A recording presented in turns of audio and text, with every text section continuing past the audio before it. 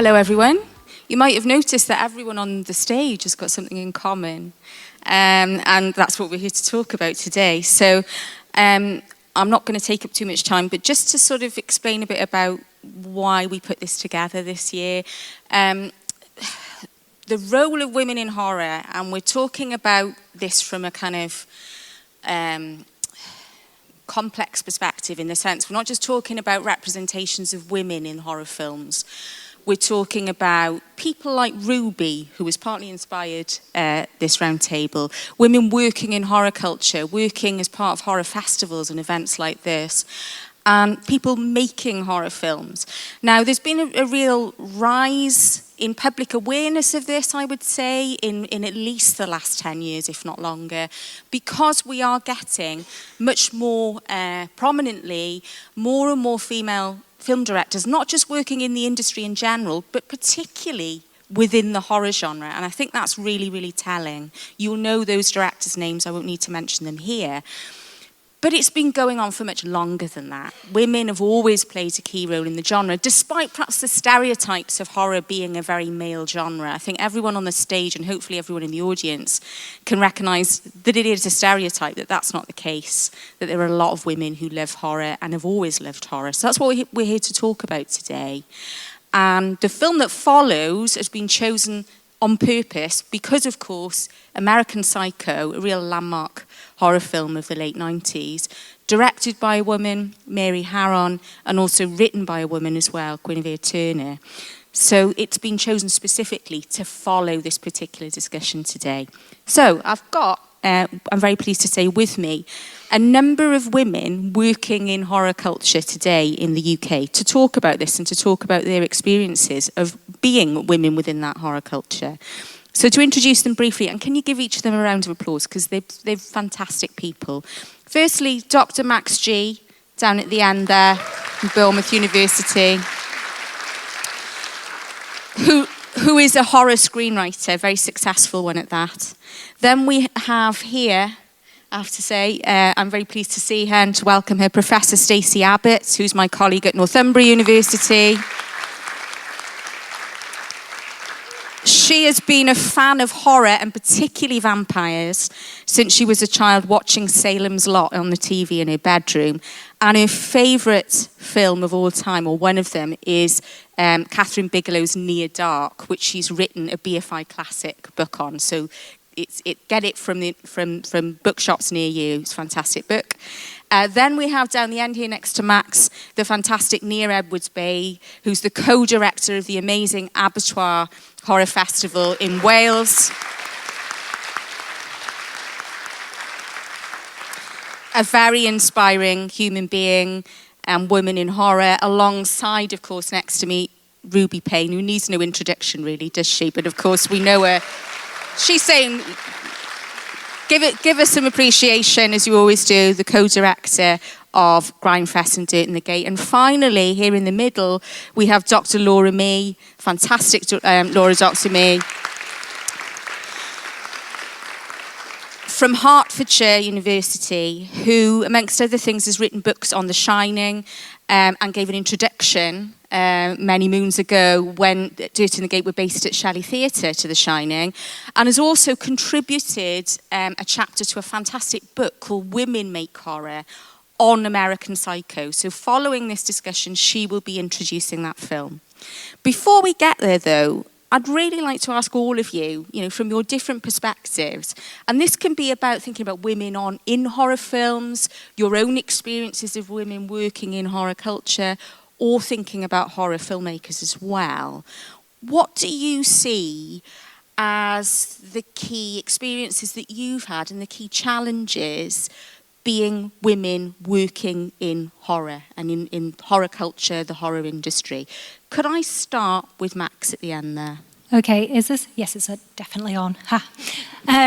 Okay, so when I started thinking about this as a question, I thought about the fantastic women I've worked with when making horror shorts, when thinking about this and thinking about that representation, but actually as a writer of horror and someone who loves the unsettling, the unusual, the things that are in our world, I started to think about, well, who's writers of horror? And it got me thinking a little bit actually about genre in general. So folks who don't know, I work across science fiction and horror. And it actually made me think about writers and medium. So I'm going to talk a little bit about medium, if that's all right with folks. And I started to think about, we don't think of as many female screenwriters of horror, but we do know a lot of women who write horror fiction. And we see that with science fiction as well, actually. There's a lot of horror science fiction female writers in novels and across that, but not so much in film as much. So I was thinking a little bit about the challenges of that and how that's been changing across time. As we think about our own Mary Shelley and the fantastic body that we have in Bournemouth, I thought I'd bring it back to that. And the kind of gothic narratives that we have of, and what is a body horror story really in Frankenstein, and the slightly punk rock terrifyingness that she's buried with her husband's heart. In the centre of Bournemouth, isn't it? But also about female writers who I read now, like someone like T. Kingfisher, who I know there are fans of in the audience, if anyone knows this author. And so thinking about that kind of shift in representation and what it means about medium, and I think that's something that we're still seeing today. With short films particularly, we're seeing a lot more female writer-directors. With feature films, we're seeing a lot more of this as well. And so I think that's one of those shifts and challenges. It's interesting to think about, why do we get things in one space and not another, was something I wanted to offer as a provocation to you. I haven't got an answer for it. Well, that's something I've been finding quite interesting as I have been working within this space. And to see a shift over time of female representation in making horror, particularly short films, and what that's meant for kind of shifting voices and stories, but actually not so much, as we see soon with talking about some of these examples. So I'm going to wrap up there and hand over to, I think, Stacey. Yeah, Stacey, would you like to talk? I mean, you are a long-term horror fan, aren't you? I am. That's another way. I know you don't mean it this way. It's another way of saying I'm old. It wasn't meant that way at all. But no, I am a long-term horror fan. I've been writing about horror as well for a long time. And one of the things, in a way, picking up on some of the points that Max made, for me, one of the things about writing about horror and getting increasingly interested in women's contribution to horror has been sort of what I often refer to as like excavating the hidden histories of women in horror. You know, that Kate talked about the stereotype of it being a male-dominated genre, a male audience, but it's often seen as being like a male industry, and obviously the industry has historically been male-dominated, but that doesn't mean that women aren't there. And as a researcher or someone wanting to kind of find out who are these women, you need to start moving away from the roles that are often attributed with like the center of authorship. And directors are obviously important. Directors hierarchically are very challenging for anyone to get into, regardless of gender, but particularly when there are so few women, or comparatively fewer women in the industry. So, but they're an important part, but they're not the only creators. And once you look past the directors and look to writers, but look to makeup artists, I was looking at a few credits of films and casting directors. We could talk about the casts of horror films being so important. And more often than not, casting directors has historically always been a role that has been dominated more by women. So I was looking even on the credits for the films we watched last night. The Howling had a female casting director, and Dreamscape had a female casting director. These are really important people who come in and shape the films through their casting choices. But also, once you start looking at across media and not simply looking at mainstream film on the big screen, but thinking actually women historically have often crisscrossed between the big screen and the small screen. Now, initially in the earlier days, this was because of changes within the industry and because those roles to be a director on feature films are so competitive. And sometimes TV was seen as the lesser choice, but we live in a landscape now where that isn't the case. But if you go back to the 1950s and 60s, I want to shout out for Ida Lupino, who was a leading director of of crime thrillers on the big screen, who moved into television and was a regular director and writer for Alfred Hitchcock Presents, The Twilight Zone, Boris Karloff's Thriller. All shows that are kind of remembered for these very significant male leads or leaders, producers, but she was a really key figure working across television. And the other person I was thinking of Layla Swift, who was a director for the 1960s soap opera Dark Shadows. If anyone knows Dark Shadows, it was a soap opera of over 1,200 episodes, ran for a long time. She directed over 500 episodes of Dark Shadows. People don't talk about Layla Swift. And I think there's these hidden histories of women who are really shaping and contributing to horror in very exciting ways. And obviously, as we move into this landscape now, where people do much more easily move between film and television, we see a kind of plethora of women. Karen Kusama making Jennifer's Body, but then moving into doing Yellow Jackets, Dead Ringers on TV, and then back onto the big screen with The Invitation. It's a very, I think the key thing is to start looking and start unpacking, where are these other stories? Who are the other women, makeup artists, special effects people? And that's where we're starting to find more and more women working today. I think I'll wind up there. Yeah, just to say, it was really interesting you mentioning about the casting director of The Howling, because it was Susan Arnold, who is the daughter of Jack Arnold, who made, I think, Creature from the Black Lagoon. Yes. Is that right? Yes. And just to round this off with another kind of narrative of women, is the designer of the Creature from the Black Lagoon was Millicent Patrick, who is a woman animator or illustrator who created that iconic makeup. So these are the stories. Nia, I know that's something that really interests you and has interested you for a very, very long time too, both in your role as co-director of Abattoir, but as somebody who, you're also a horror academic and like an enormous horror fan all your life. Mm-hmm. Do you want to pick up on that, on some of the things Stacey was saying? Yeah, thank you. I think it's really interesting because I'm mostly, when I've been sort of pondering about this in preparation, been thinking about my role as, I guess, a programmer. I mean, the way we run Abattoir is we all do a bit of everything, but obviously programming is quite a key part of any festival, obviously. And I think it comes with a lot of responsibility. But I've been kind of reflecting on, if you talk about like hidden history, is I think generally maybe festival programming is a kind of undercurrent somewhere that doesn't necessarily get attention. Not that I think it should get a load of attention, don't get me wrong, we're here to show the work, right? But I think, there are actually so many women involved in horror festivals in the UK, across the world. And I think that there's a tension there that I find very interesting just to reflect on from a personal perspective, because I think for me, I really came to love horror around the same time that the quote unquote concept of women in horror became like a real thing, like a real flashpoint. So in 2010, Women in Horror Recognition Month was a thing that was founded by Hannah Neurotica over in the States. And there was this real moment of kind of visible celebration of going, look at me, I'm a woman, I make horror, I enjoy horror, whatever that is. And so at that time, when I was working on Abattoir, when I was doing whatever else I was doing, I was, I think, very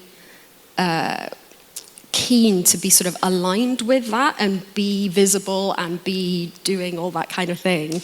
But as the years have gone on, that's a long time ago now, it turns out. I think, weirdly, I feel personally that I have become more, dare I say, indifferent to the sort of visibility part of it.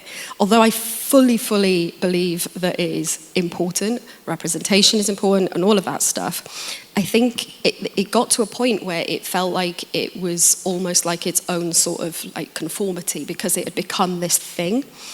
And that's a very messy kind of thing to touch on that I don't think we'll have time to really dig into. I can't claim I've got a fully formed thought about it even, but it's been interesting thinking about it as time has gone on. But I think for me, from a programming perspective, as well as weirdly having this slight indifference, I also have, quite a lot of guilt, I think, as someone who is a programmer, who has a platform, who often thinks to herself, could I have shown more that year? Could we have done more? Could we have sought out more female-made horror films in whatever capacity? But I think it's dangerous to like go down that route of starting to feel too guilty about it, because one programmer is not, can make a difference, but not necessarily do everything. But I think for me, that's where my current kind of drive comes from, whereby it's actually just an embedded thing in the way I program, is not only looking at, okay, who has made the film, but how are the people on screen being represented and who is representing them? And that's beyond women in horror, beyond gender in horror, it's all sorts of things. It's like, for example, nowadays, if I watch we show a lot of rep cinema, and my tolerance for what I see in old films is very different to my tolerance for what I see in new films. I'll absolutely say that. If I see a new film now that is, say, using like facial difference as a shorthand for a villain, I'm like, oh, I don't care, I'm bored, I don't know. It's got to be a pretty exceptional film for me to like really overlook things like that if it's done in a very lazy kind of way. And I think for me, that's actually the value maybe of having come up through that moment of being like, women in horror are there, have been there, are still there, is that actually that has become such a like embedded consideration of representation across the board, which is not to say I get it right all the time. It's just that the thought is there, and I think that's always such an important part of it. That's really, really fascinating, thank you. And Ruby, can I ask you a bit more about that too? Because obviously Grindfest and Do It in the Gate now almost coming up to its 10th anniversary. And how is that figure for you, both as a female, like Nia, a female co-director of a major UK festival, because it is now, isn't it? It's a huge festival, as we can see. But also your experience of the audience here as well. Yeah, so it is our 10-year anniversary this year. In November, we have Evil Dead and Evil Dead 2 is screening. We're celebrating our 10-year anniversary, which we're really proud of. We've never pigeonholed ourselves to be a horror festival. We're a genre festival, but we love horror and we love screening it. But I guess for us, we've always wanted to have a really inclusive audience. We want our audience to come and enjoy films. We want to showcase new films. This year, we were really excited that a lot of the films people haven't seen before. So introducing that to new audiences, which we love. I guess for me, what we think about is some of the blocks and barriers that might prevent people from really enjoying this genre. And we have quite a unique story in where we live, in the area we live, where there's been a legacy of banning films. Where we live now is BCP, so it's made up of 3 different local authorities. And within that local authority, there's one particular local authority is at the heart of decision-making, where they've been quite, there is a legacy of banning films. So right the way back for the 70s, there were films that were banned where the Committee of Council of Churches deemed it to be too offensive to be shown, and that was The Exorcist. The Monty Python, they decided, the council at the time, that it had to be an 18 certificate, which rightly so, the distributors said, no, we're going to screen it as it is, so it was banned.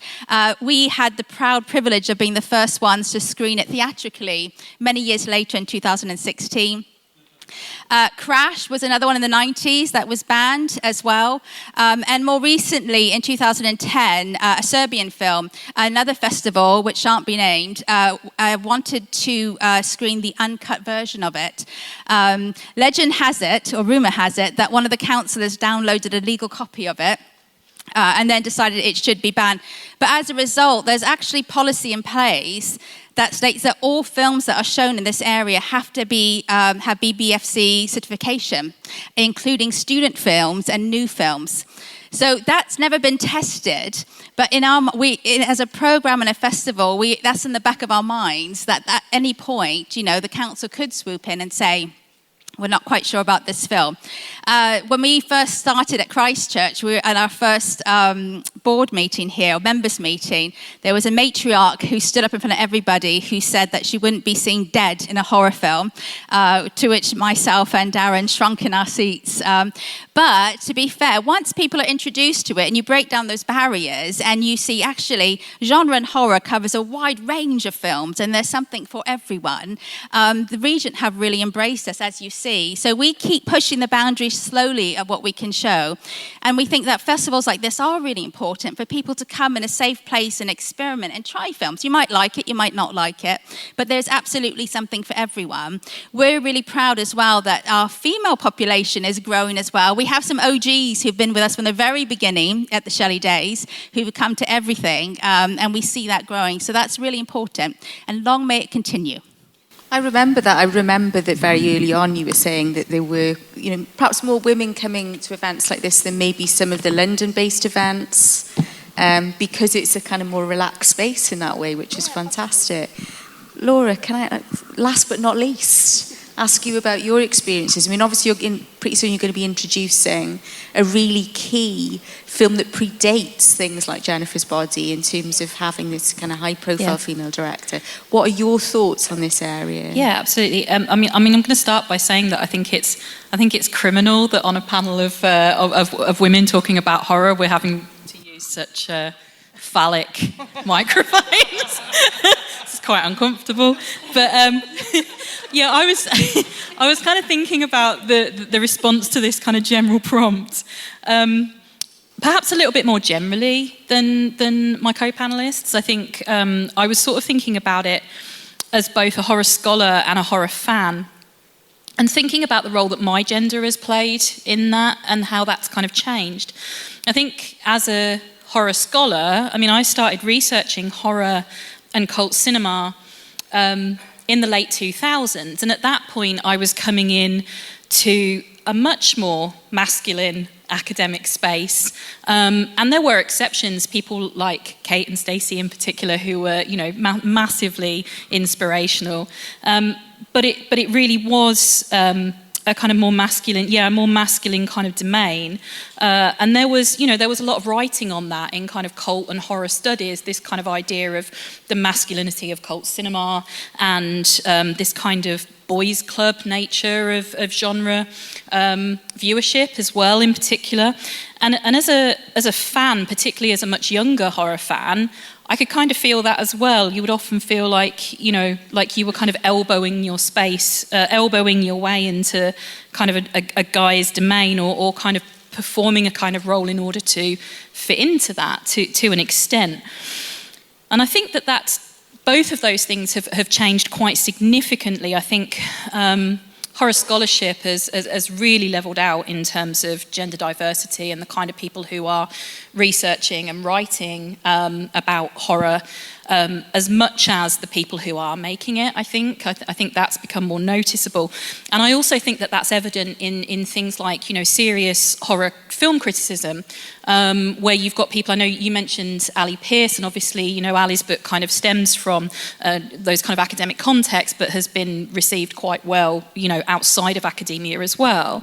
But you've also got really key women writing about horror in very serious and very expertly informed ways. I'm thinking about people like Kayla Janice, Heidi Honeycutt, Alexandra Helen Nicholas, Anna Bogatskaya, like these people who are all really significant and are writing from a unique female perspective, quite often about women, but not only about women. And I think that's important as well, that women are doing this work that isn't just about observing the work that women does. It's also, women talking about other horror stuff that doesn't just involve women, because that's significant too.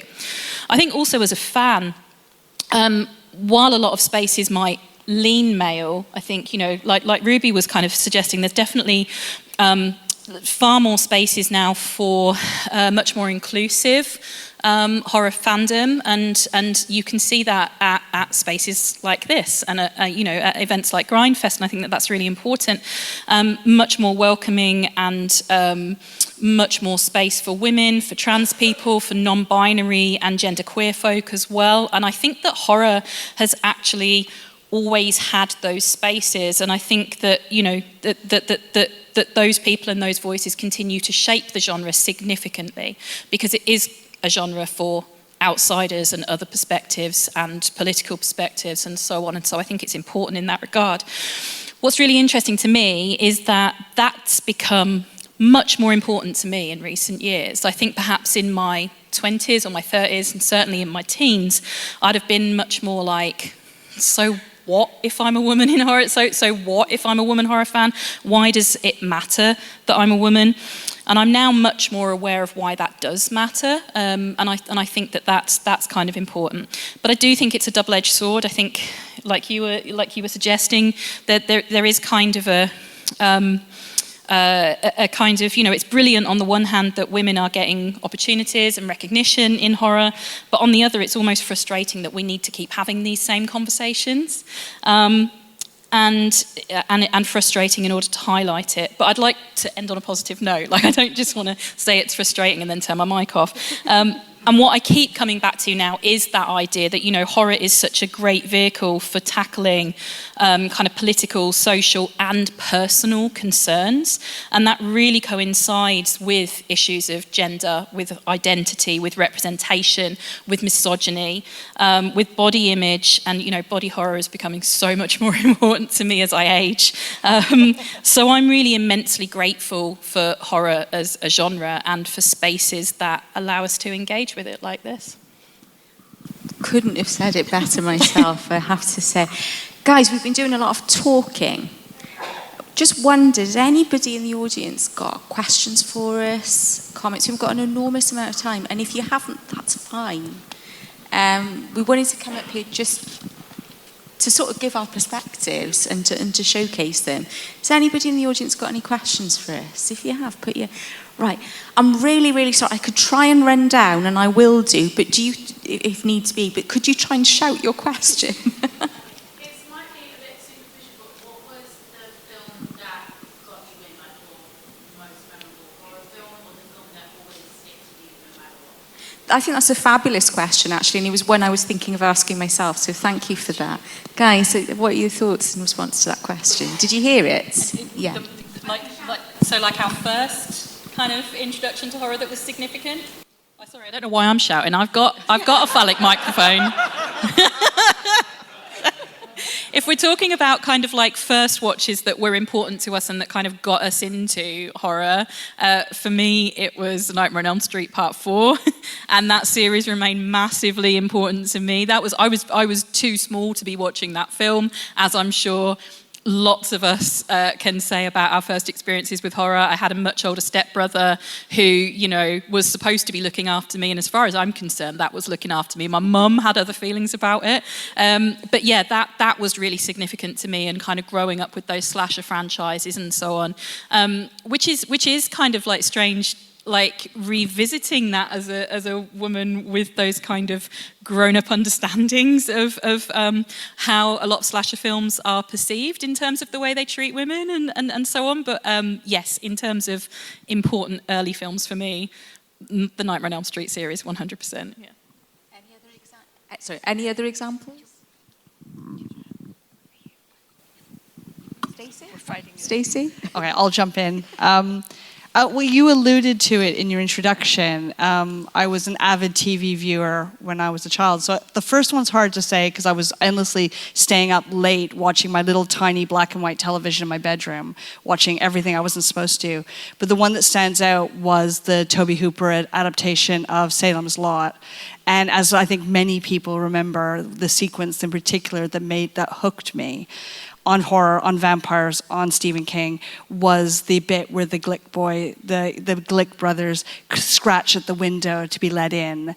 And I just remember sitting there by myself looking at my TV at this child saying, let me in, and just being terrified, but also feeling terrified, just loving that feeling, particularly in that security of home, but he's scratching at a home window. Like there's something really like scary about watching that in your home because it's all about the vampire breaking into your home, and the vampire was a child.